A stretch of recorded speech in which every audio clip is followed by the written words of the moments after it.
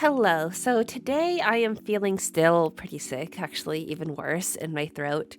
And during the sick times, the best thing to do is play video games. As you may or may not have noticed, I have put out mostly Final Fantasy X and X-2 content and haven't quite figured out where to branch off into next, though the next logical step seems like it would be other Final Fantasy titles like Final Fantasy VII Crisis Core, which has been highly requested.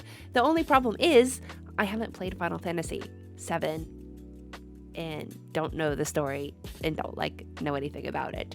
So today I thought I would fix that and actually play Final Fantasy VII on the Switch and do it just, by myself, playing the game. And I'll give you an update on how far I've gotten and do it a little bit vlog style where I'm just giving you my impressions as I get to certain milestones in the game. So this is part 1, and there might be more parts if you like this video. And just show engagement and excitement for Final Fantasy VII since it is brand new to me, and I hope that I can share this brand new experience with you all. All right, I'll see you shortly. All right, I'm back and feeling a little bit better, and I have played some Final Fantasy VII. So I've played from the beginning all the way through the dawn scene and getting dunked into the sewer. I also probably should say, as I was not completely of sound mind when I recorded my first clip, no spoilers. 0, because I am completely blind to this game and I don't know almost anything. So please do not share anything that happens in the future or just plot details, not even things that I've stumbled across currently in the game, because I am discovering. First, I want to talk about the opening. That opening cutscene I think is phenomenal and it says so much about the game. First thing that stands out is that it is not a medieval fantasy or a traditional fantasy. The fact that you're seeing a very slummy, a little bit of a modern day dystopia. The very first shot is a close-up of Aerith, and you can see that there's just green lights around her. And I imagine, as somebody who doesn't know anything about later in the game, I think that the green is probably some motif that hasn't come into play yet and is going to be brought back toward the end of the game. So I think that they're doing some kind of bookendy thing there, but I don't know exactly. It's very clear as she's walking around with the flowers that she is the flower, the light in the lightless world. And then there's also just this big neon sign that says loveless, which couldn't have been more clear that this world is without love. And I imagine that being dressed in pink, Aerith being there, I imagine that she is the love of the world or something like that. And I really don't know anything about her, but I think that's what's being set up, is she's the love of the world, of the loveless world, and she's the flower girl. I imagine that Aerith, I'm going to be making a ton of Final Fantasy X comparisons because I can't help it. I'm not going to be able to help it. It's going to be a 10 Final Fantasy VII comparison. Well, I imagine that Aerith has a lot of similarities to Yuna and her purpose in the story. Also, just in the opening credits, seeing 1997 there, or just seeing Nojima there as the director, same director as Final Fantasy X, I am a little bit blown away by the fact that Final Fantasy X came out in 2001 and this is Final Fantasy VII. There was 2 games in between. It's just outrageously productive time period for them. And the amount of growth between the games, I cannot believe 4 years, because 4 years feels like no time. Before Cloud is given a name, we see that he is an ex-soldier as his name tag, and we see that he is called the Newcomer. And the beginning takes place in an in media res, which is always really effective, I think. A classic example of that is Indiana Jones. They're just in the middle of a mission. You're just dropped in, and they go into a fight. I feel like they go into a fight 2 minutes into the game. I think every Final Fantasy tries to get into a battle as early as possible. And, I'm just mashing attack. One thing that did surprise me was going into that first boss fight, which was very soon after, and actually losing because I expected that the game was going to be rigged in my favor so that I couldn't lose and I could just mash attack and win. But I was given that restore materia and it didn't give me a tutorial to use it, so I just assumed, well, I probably can't use it now. The menu's probably locked until it gives me a tutorial. I just assumed. And then I played and then lost and realized, oh, I probably should have used that restore materia, and instead I used all my items. But oh well. The Switch offers 3 times the speed, and that has been very helpful. I find casting spells is just slow, and the combat feels slow. I later in the menu changed it so that everything is at max speed, because I think that just feels more modern. And so the combat is feeling a little bit better, but so far as I've gotten, I'm not seeing much strategy or intrigue with the battle system so far, but I imagine that is going to happen eventually. I also don't really like that I'm being forced into using those overdrives, those limit breaks, because I can't attack when I have the limit break. And when I was given Aerith, it's clear that she is meant to be the healer, but materia can be given to anyone, but her limit is healing. So it just kind of, I'm going, okay, I feel that there is an intention with the materia, but at the same time, I feel like the characters are interchangeable except for their weapons.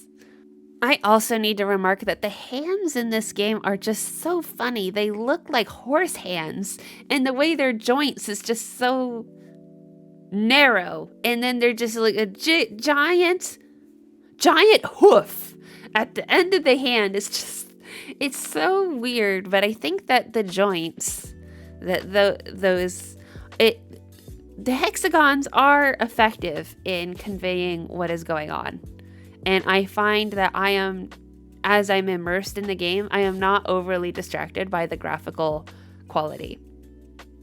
Another thing that very much stands out to me as I'm first playing this game is how mature the themes are, and that they're swearing in the game even though it's censored, and there's a lot about drinking and drugs, and the slumminess of the slums is truly slummy. What other word can I use? And the moment with Don Cornetto, as I like to say, Don Cornetto, my favorite ice cream in Europe. Don Cornetto, his movements during the Tifa scene is very disturbing. I don't think kids should play this game. Kids can play Final Fantasy X. They can play 9, they can play 8. I think that they could play at any Final Fantasy game that I've played. I was pretty shocked by the mature themes in the game. And as somebody who has not played anything of Final Fantasy VII or have played the remakes, I really wonder what they're going to do with it, or if they do soften it. Don't tell me if they do. Pretty early on in the game, we're introduced to Tifa. And it's very just surprising how suggestive her, hexagonal form is.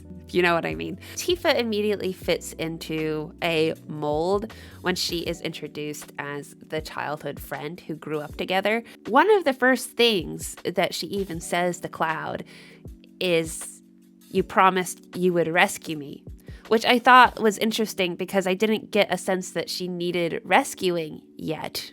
And it was only very soon after that she got kidnapped. Whoa, she just walks straight up to Cloud and says, "I want to be a damsel in distress, and you're going to save me."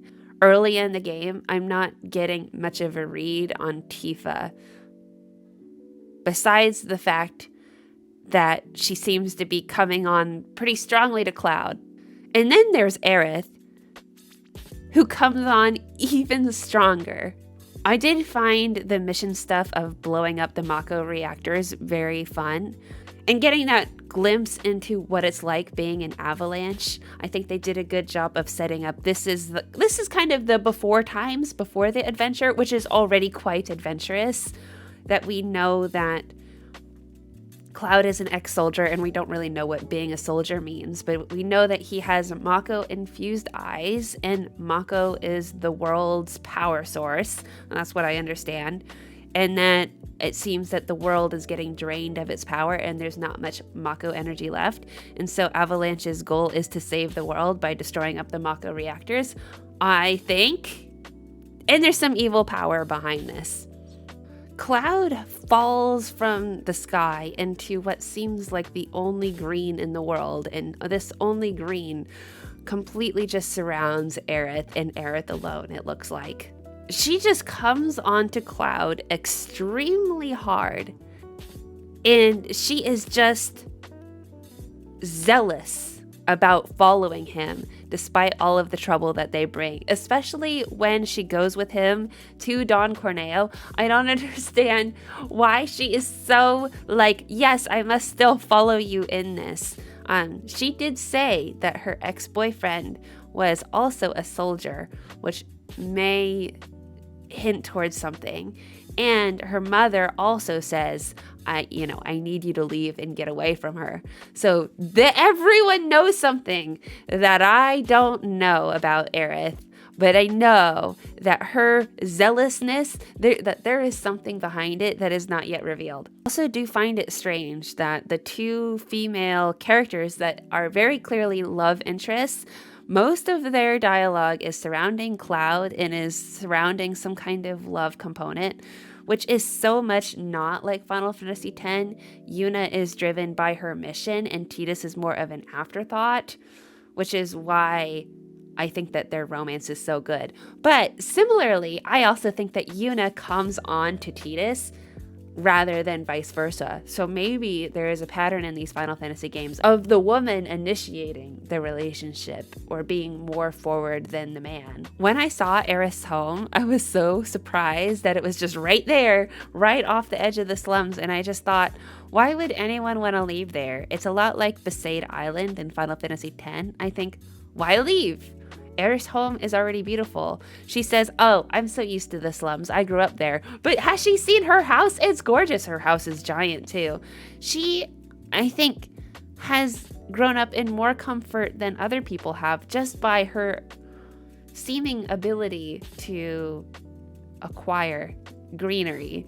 Now, the quest to get the dress and the wig for Cloud was fun. It was fun to go to all of these different shops and to talk to a lot of NPCs and to just get a sense of what real slumminess is, which I think is completely intentional, that the game wanted us to see the slums before taking us to Shinra. When the Dawn reveals that they're going to destroy all of the Sector 7 slums just to destroy the small group of members who are Avalanche, that is trying to show the power and also the extent that Shinra is willing to go to keep their power. Just like Final Fantasy X, the game is doing a really good job of giving it piecemeal, of giving the dynamics of the world slowly, which is an ability that I think that Square Enix has lost with later games. While I haven't played farther than this, I can see how this game, Final Fantasy VII, is considered maybe the most iconic Final Fantasy of its entire run. Oh yeah, and I also have to talk about the humor in this game because it is surprisingly very funny. There is some cartoon humor that I think can only be done with kind of the cartoon art style that this game has. For example, when in the Don Corneo, all of the men are doing the zombie walk, or just the way that Don Corneo is thrusting. That would not be funny if the graphics and the art style was more realistic. It was particularly humorous when the girls each, including Cloud, were saying such scandalous things as "I'll chop it off" or "I'll rip it off" as a way of bribing Don Corneo, like as if that a single threat was enough to get him to talk. It was very funny, and the twist that it did not actually convince them was also funny. However, just throwing them into the sewers, I don't know how that is quite so effective because they can just get out of the sewers. It's kind of the same in Final Fantasy X when they're thrown into exile to die, and like, they're not gonna die, they're gonna just find a way out, and it wasn't even that hard. Oh, also, the jealousy between the girls is so palpable. The fact that Tifa was even able to notice that when she was on the cart that, oh, Aerith is over there and that Cloud is with Aerith. But, you know, that's the first thought is, hey, you're with that girl. I recognize you, even though you're in a different red dress. Instead of, hey, Cloud is alive. I thought that he fell to his death. So we know where her priorities lie. And so those are my overall thoughts on playing this game so far. And as I said, please let me know in the comments if you want to see a part 2 to this, if you want to see me continue the game and play the game. And in order to keep this a good experience, then please, you know, leave spoilers out of the comments. And if you like this video, then you may like this video over here. I will see you next time. Bye!